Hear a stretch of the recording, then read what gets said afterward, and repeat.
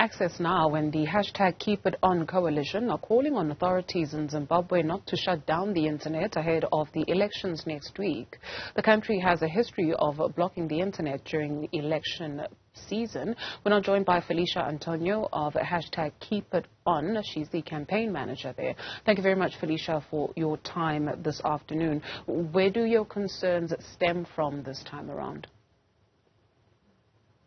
Thank you so much for having me on your show today.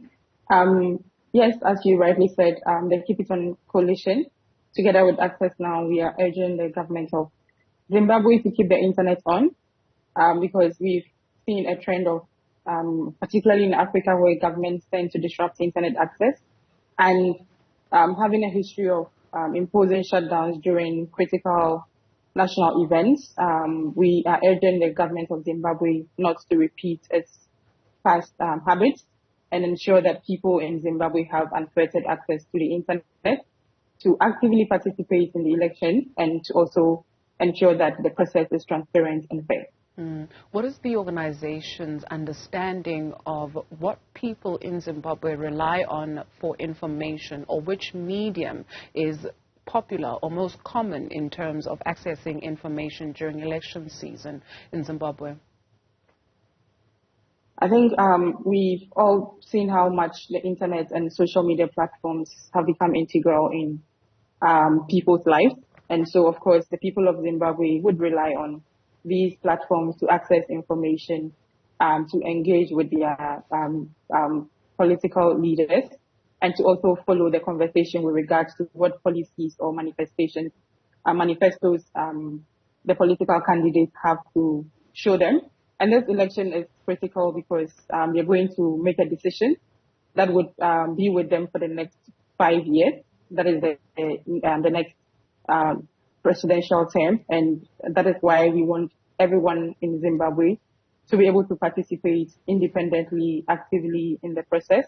And we've seen that the internet and social media platforms have contributed to uplifting the voices of people around the world. And so that is not different for the people of Zimbabwe. And that is why we are demanding that authorities ensure people have access to these essential platforms. We mentioned briefly that the country has a history of cutting off the internet when it's election time. Perhaps help us understand that history. So for Zimbabwe, the disruptions happened in 2019 during protests.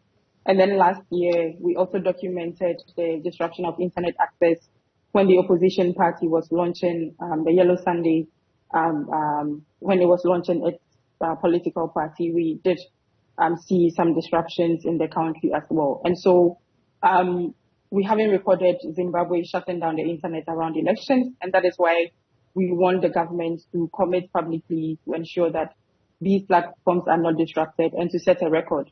Our concerns derive from the fact that most African governments have disrupted internet access during elections or close to elections. Uganda in 2021, we did see disruptions coming from that country. And so we want the government of Zimbabwe to be different in this election and to ensure that people have access to these essential communications platforms.